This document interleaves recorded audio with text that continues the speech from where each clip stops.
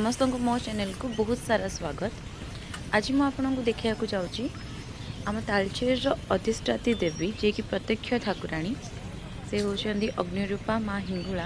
तो तांकर यात्रा तो यात्रार प्रथम दिन देखिपे केते भिड़ होती माने से जो रास्ता रे समस्त जो लोक देखिपी समस्त हिंगुला माँ को दर्शन करने ही जाऊँच। तो कोरोना 2 वर्ष है हिंगुला यात्रा हो नाला प्रायतः तो सबु जगार कौन भी पूजा पर्व अनुष्ठित हो नाला से 2 वर्ष पर यही वर्ष एत भिड़ होती माने अलग टाइम भी हुए किंतु एथर बहुत ही धूमधाम रे हिंगुला माँ पूजा अर्चना करा जाउछि।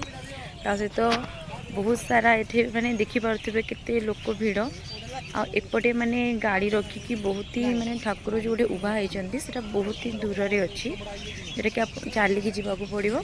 तो ये छोट छुआ जो मानकर कि मानसिक अच्छी तो से मानकर ये चुट्टी पका हो ठाकुर को।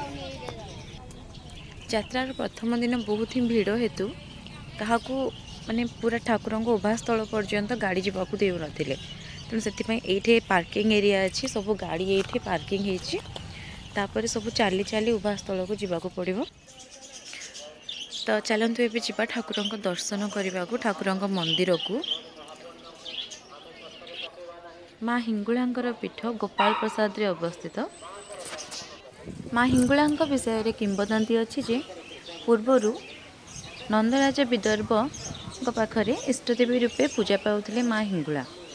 तो तांकरी कृपारू नंदराजा समस्त खाद्य सुस्वादु हेउथिला। तो सही समय पुरी राजा गजपति महाराज चिंतित थिले जे को भरी भाबरे श्रीमंदिर खाद्य आहुरी सुस्वादु हो पार। तो तांको से समय स्वप्नादेश है जदि से माँ हिंगुला को प्रसन्न करिकी श्रीक्षेत्र आनी पारुछंती देन ताहा संभव हो पार। तापर तांको स्वप्नादेश अनुसार से हिंगुला को एठा को आनी पारथिले श्रीक्षेत्र को। से दिन ठारू माँ हिंगुला हेउचंती श्रीक्षेत्र रोसघर ठाकुराणी।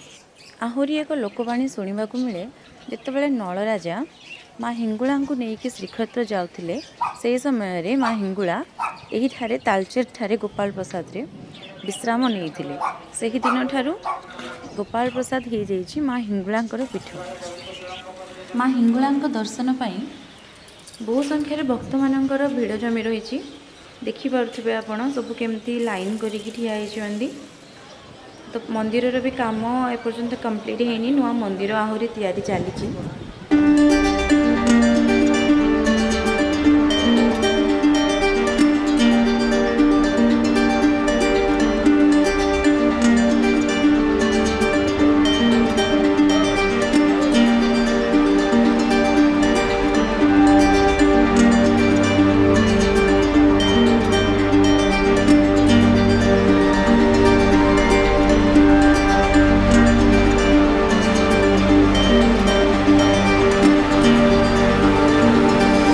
ठाकुर दर्शन सलापर एवं चलतु जावा उभास्थल जोटी कि माँ उभा होती अग्निरूपा माँ हिंगुला।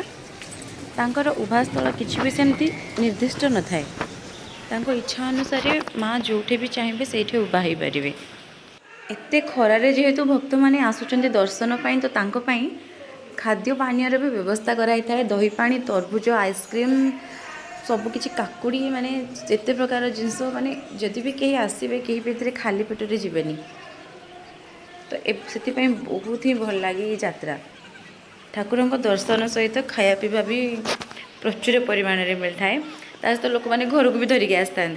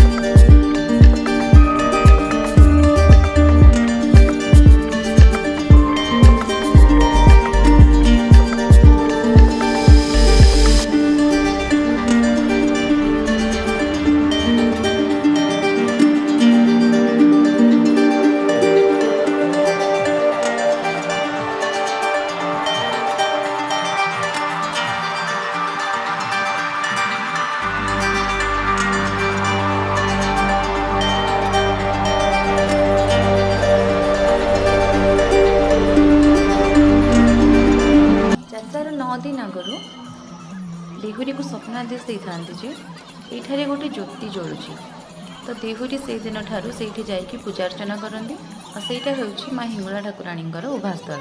तो यही वर्ष ये माँ हिंगुला उभा होती तो ये सबू जी भी भोग आनी था ये अर्पण कराए माँ हिंगुला को। तो भोग देकी से पोड़ा नड़िया समस्ते नहीं था।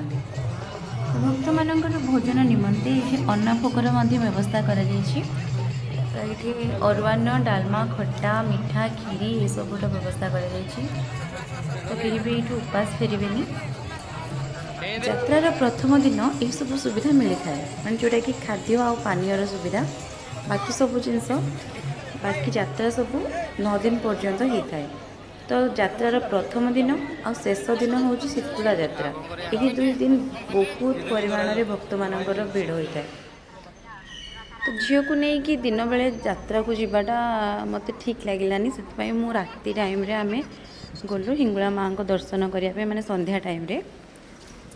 तो तथापि देखिपे से रास्ता एत भिड़ अच्छी माने आमे गला टाइम रे लोक मैंने फेरुले। तो संध्या हेल्ले ठाकुर मंदिर को लाइट सजी दिखाई तो सेटा बहुत सुंदर देखा जाउची।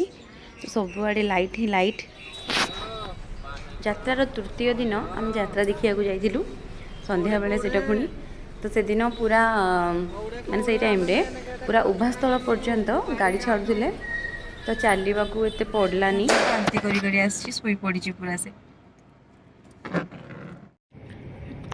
आगरे ट्रैफिक पूरा जाम से गाड़ी भी पूरा पिंपुड़ी भाया चलुची गाड़ी चलते आगर टुला पछाड़ टुला सब टुला करी छाड़ी माने बजे बजे।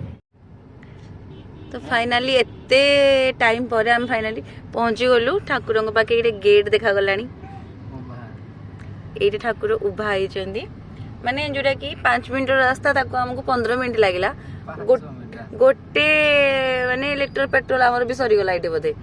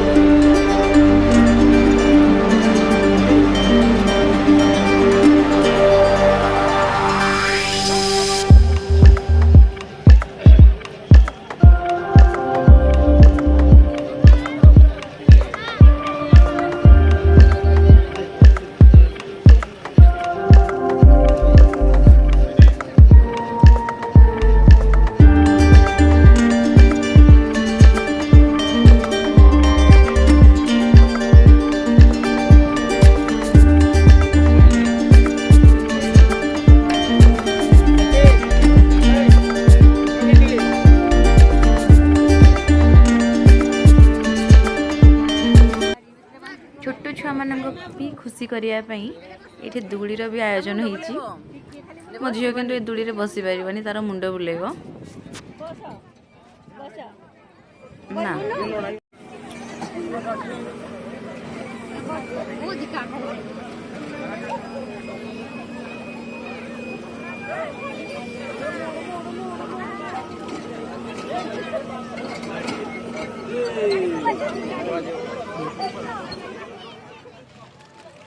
ଏବେ ଆମେ ରିଟର୍ନ କରୁଛୁ ପୂଜାରୁ।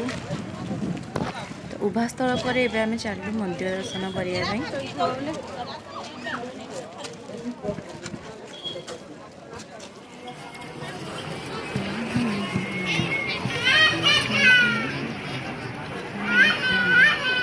ଆପଣମାନେ ଯେତେବେଳେ ମାଙ୍କ ମନ୍ଦିରକୁ ପୂର୍ବ ଦିଗରୁ ଆସୁଛନ୍ତି, ପ୍ରଥମେ ମା କରଡ଼ି ଠାକୁରାଣୀ ଅଛନ୍ତି। ମାଙ୍କର ପଶ୍ଚିମ ଦିଗରେ ଅଛନ୍ତି କୋଟେଶ୍ୱରୀ। ମା ହିଙ୍ଗୁଳାଙ୍କର ଦୁଇ ପାର୍ଶ୍ୱ ଦେବୀ ମା କରଡ଼ି ଏବଂ ମା କୋଟେଶ୍ୱରୀ। କରଡ଼ି ଅବସ୍ଥାନ କରୁଛନ୍ତି। ରାତି ଟାଇମ୍ରେ ଆମେ ଆସିକି ପହଞ୍ଚିଛୁ। ତଥାପି ଏତିକି ବାଟ ଚାଲିବାକୁ ପଡ଼ୁଛି। ଯଦି ଆମେ ଦିନ ଟାଇମ୍ରେ ଆସିଥାନ୍ତୁ ତ ହାଲତ ହିଁ ଖରାପ ହେଇଯାଇଥାନ୍ତା। ମମି ଆଉ ବୋଉ ଆଗରେ ଜୋରସୋର ସେ ଚାଲିଛନ୍ତି।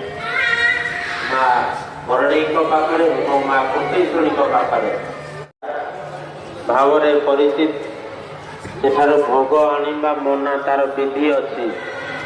ଏହି ମା କରଡ଼ି ଆପଣ ତାଳଚେର କିମ୍ବା ଅନୁଗୁଳ ଆଡ଼ୁ ଆସିଲା ବେଳେ ପ୍ରଥମେ ମା ହିଙ୍ଗୁଳାଙ୍କର ପାର୍ଶ୍ୱ ଦେବୀ ମା କରଡ଼ି ସେଠି ପୂଜିତ ହୋଇଥାନ୍ତି। ଏଭଳି ଏକ ପବିତ୍ର ସ୍ଥଳକୁ ଆସି ଆମ ଶରୀର ତ ନିଶ୍ଚିତ ଭାବରେ ପବିତ୍ର ହେଇଯାଇଛି।